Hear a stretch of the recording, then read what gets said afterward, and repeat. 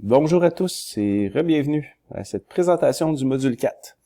Avant de commencer le module 4, vous avez fait 3/4 du chemin, qui est 3/4 des activités, des modules, et je dirais que je suis vraiment fier de vous. Vous travaillez très bien, vous faites des bonnes réflexions, vous prenez le temps de lire et de comprendre les choses, vous commentez, vous posez des questions quand vous avez des questions, en tout cas du moins je l'espère.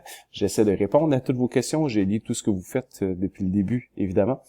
Et je vois que souvent vous répondez entre vous et c'est vraiment merveilleux de voir cette dynamique-là. Et souvent aussi, vous êtes directement dans les lignes avec ce que l'IB demande. Alors, pour vrai, dans certaines activités, j'ai peu de choses à dire ou à commenter. Je lis puis je me dis, quoi rajouter de plus? Vous avez vraiment compris ce qu'il y avait à aller tirer de ces activités-là. Donc, continuez comme ça. Il reste un module.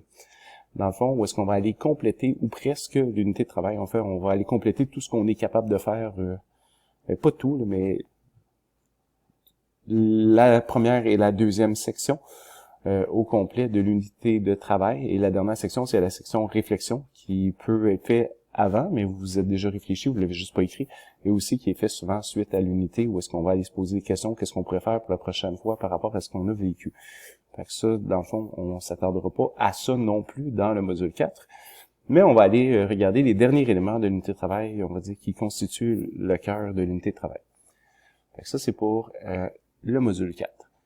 Avant d'aller plus loin, juste rappeler que dans Bienvenue ici, dans la page de Bienvenue qu'on peut avoir accès là ou là, j'ai programmé à la même heure que la dernière fois. Il y avait 2 d'entre vous qui étaient avec moi, donc c'était intéressant. Vous avez des questions, puis j'essaie de répondre. Si vous m'envoyez des questions à l'avance, ça me permet de me préparer aussi. Si jamais vous pouvez être disponible, évidemment, je peux pas dire que c'est obligatoire. On s'entend qu'on a tous un horaire chargé et je comprends tout à fait les réalités de chacun. Et on essaie de venir à bout, dans le fond, de combiner. C'est pas que ça nous intéresse pas souvent, c'est juste que il y a seulement 24 heures dans une journée, comme je dis souvent, et j'aimerais ça très souvent qu'il y en ait plus que ça. Donc, il y a comme un manque de temps flagrant. Donc, si jamais des dernières questions par rapport au module où est-ce que je peux répondre en personne, je le ferai. En virtuel, évidemment, là, mais sinon, je vais commenter à travers vos questions des publications comme d'habitude. Donc, ça, c'est pour ça.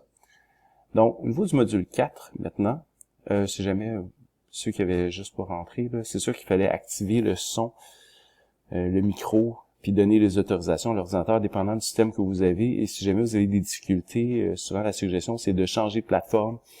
C'est sûr que moi, j'ai un Mac. Avec Mac, j'utilise Safari parce que ça fonctionne mieux qu'avec Chrome, mais des fois, on pourrait changer entre Chrome ou Edge ou Firefox, changer de navigateur, et des fois, c'est la solution pour réussir à pouvoir connecter et se faire demander des autorisations, parce que des fois, c'est comme l'ordinateur ne demande pas. Je vis présentement à la même difficulté, dans le fond, avec nous autres, on fait la certification IB avec les examens en 5e année, et j'ai beaucoup d'élèves qui ont leur ordinateur, qui essayent d'entrer dans les examens, et les paramètres de pare-feu et tous les paramètres qui existent présentement, là, c'est vraiment... on va dire que c'est intéressant, c'est un défi, même des ordinateurs, qu'on essaie de trouver la solution à chaque fois pour qu'ils puissent pratiquer les examens. Voilà, donc, je reviens au module 4 qui nous intéresse plus particulièrement. Donc, la même chose que les dernières fois, ici, il va falloir cliquer pour le module. On clique dessus et on clique sur Entrée pour avoir l'information. C'est sûr que c'est toujours pratique. Si je fais afficher ici, ce qui est utile, en fait ici c'est intéressant, là, dans le fond, les questions, il y a des questions de recherche, et des questions d'action et des questions de réflexion. Ça, c'est la partie qu'on fera pas vraiment directement, mais on dit les questions que vous pouvez prendre en considération lorsque vous planifiez l'unité pour le futur et tout ça. Donc ça, c'est sûr que c'est une chose qu'on va pas nécessairement parler, mais qui est indiquée ici. Et souvent, il y a des explications, il y a des pages. Je dirais que je vais peut-être ajuster légèrement. J'ai ajusté légèrement. J'ai donné une consigne par moment un petit peu différente de ce qui est demandé. J'irais plus par rapport à la mise à jour. Il y a quand même moins souvent des ateliers en français qui sont offerts. Et je dirais qu'en anglais, on a des directives un petit peu différentes. Et ils mettent plus à jour les formations. C'est à jour, mais il y a quelques petits détails, dans le fond, qui correspondent pas vraiment avec ce qu'on est habitué de voir quand je donne l'atelier en anglais. Donc, c'est le petit point, disons, que je rajouterais. Donc, dans la première partie, il y a 2 parties. Il y a des questions de recherche en 2 parties. Je vais tout de suite essayer d'éclaircir le tout. Quand vous allez arriver dans l'unité de travail, il y a des questions de recherche factuelle, conceptuelle, invitées au débat. Vous allez avoir des explications là-dedans que vous allez écrire, on va dire au moins une. Normalement, on va en mettre une, puis éventuellement, des fois, on en met plusieurs. Mais commençons avec ça. Ces questions-là sont générales et normalement, c'est des questions que les autres enseignants de l'école, dans d'autres matières, disciplines, pourraient traiter. Donc, on essaie de rester assez général dans la première page parce que cette information-là se retrouve ensuite dans la description générale des matières que le coordonnateur fait. Il fait un tableau, exemple. Là, on est capable de voir c'est quoi les questions de chacun. Puis on est capable de dire, hey, c'est intéressant, ce sujet-là, je pourrais travailler avec toi parce que dans le fond, ça retouche aussi ma matière et ça peut amener à de l'interdisciplinarité ou des activités interdisciplinaires ou des unités de travail complètes interdisciplinaires. Donc, c'est sûr que ça, c'est quelque chose qui est intéressant. Donc, il y a des questions de recherche ici qui vont porter surtout sur les éléments de l'énoncé de recherche, c'est-à-dire les concepts et l'exploration du contexte mondial. Contenu, mais pas nécessairement contenu mathématique. On comprend qu'on parle d'exploration du contexte mondial, on peut parler du contenu puis voir sur quel sujet on aborde sans nécessairement se concentrer sur l'aspect mathématique. La phrase que vous allez penser naturellement en mathématiques, vous allez vous dire, oui, mais moi, je l'écrirais de même. C'est à peu près la même question, mais j'inclus mes mathématiques à l'intérieur de ça. On va la mettre plutôt dans la partie action. Et c'est là, ici, un petit peu la différence. On vous dit de les mettre dans le processus d'apprentissage. Évidemment, on peut les traiter dans le processus d'apprentissage, mais souvent, je vais même le mettre directement, puis c'est souvent ce qui est suggéré, on va mettre les questions dans le contenu. Donc, dans la partie, parce que dans le fond, ici, on voit, si vous lisez le titre, c'est action, c'est enseignement et apprentissage au moyen de la recherche.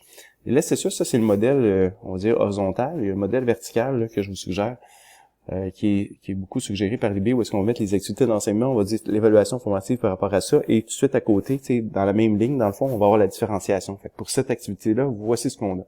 Puis moi, même souvent, je vais aligner à ça. Avant de dire quelle activité d'apprentissage je vais faire, je vais commencer par écrire la question de recherche dans le contenu.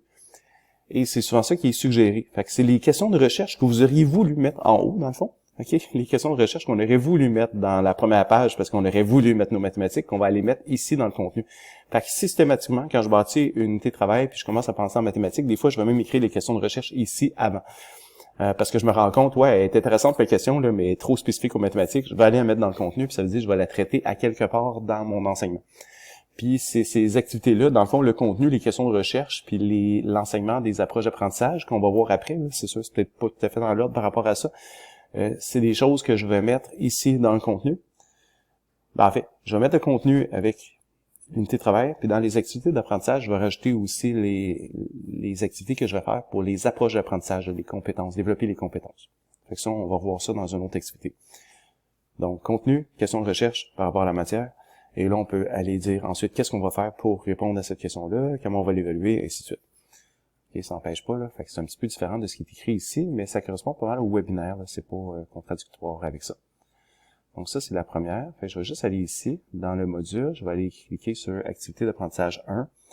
Encore une fois, j'ai pas tout changé le texte de l'IB ici en haut, mais je vous invite à aller cliquer tout de suite sur le lien de discussion pour savoir quoi faire. J'essaie de structurer un peu. Donc ici, on voit questions générales, questions précises, à quel endroit où est-ce que ça va dans l'unité de travail. À chaque fois, je vous donne en lien ici le plan de travail. Je vous suggère encore une fois le nouveau modèle à remplir. Parce qu'au fur et à mesure de l'unité, je vous fais publier là-dedans parce que ça évite de toujours avoir à charger le document. On publie directement dans le fil de discussion, mais dans le fond, en faisant copier-coller, on est quand même en train de bâtir une unité de travail à côté. Donc, si jamais vous ne l'avez pas commencé, vous pouvez toutes mettre les informations que vous avez éventuellement. D'ici la fin de la semaine, vous allez faire ça. Vous allez tout copier ce que vous avez mis par rapport à vos unités de travail pour pouvoir la partager. On a un modèle ici, donc vous le téléchargez, où est-ce que c'est un tableau. C'est sûr que je vais aller l'ouvrir pour montrer un peu. Ce sera pas long, c'est un PowerPoint, puis visiblement mon logiciel n'était pas ouvert. Où est-ce que, dans le fond, ici on voyait les questions là, dans la partie 2, mais c'est pas nécessairement dans l'ordre dans lequel vous faites. Il y a un 1 et un 2, mais pour vrai, j'ai failli changer. Donc, vous allez mettre les contenus, vous allez mettre les concepts associés, vous allez créer des questions, mais dans les questions, c'est comme il faut commencer à réfléchir à l'énoncé de recherche, à voir quel concept. Là. Dans le fond, si j'avais à dire le point de départ, là, c'est comme la partie du bas, quel concept est relié à l'énoncé de recherche? Lesquels ça prête mieux à poser une question factuelle, conceptuelle ou invitant au débat. Et on écrit une. Ensuite, on va rajouter les contenus et compétences. OK, là, on pense plus dans l'action. On va regarder c'est quoi qu'on voudrait faire. Et là, on va aller rajouter d'autres questions en dessous. Fait que dans le fond, ici, la première question, là, si j'avais à le faire, ça serait plutôt, tu sais, je vais dire, c'est dans la partie recherche. Puis on vous demande de poser comme 4 autres questions, 2 pour point de vue des élèves, 2 point de vue des enseignants. Ben les 4 autres questions, c'est des questions que je pourrais mettre dans la partie contenu, ok, de l'unité de travail, donc qui est dans la partie action en fait, là, si j'ai à mettre. Là. Fait que c'est dans cette optique-là, ok. Je vais revenir à ma page de départ. Ici, dans le fond, on vous dit de cliquer sur « Avancer ». Donc, quand on va faire sur « Répondre », il va y avoir un petit bouton en bas à droite qui va être écrit « Avancer ». Lorsque vous allez cliquer dessus, vous allez pouvoir ajouter votre document, tout simplement. Puis, ils disent à chaque fois d'aller voir dans l'évaluation des plans de travail si vous êtes au niveau « Partage ». Je continue avec les autres activités. Celle-là, je voulais la spécifier un peu. Approche d'apprentissage, encore une fois, j'ai comme réécrit. On va y aller avec ce que j'ai écrit. Je pense que c'était quand même assez clair.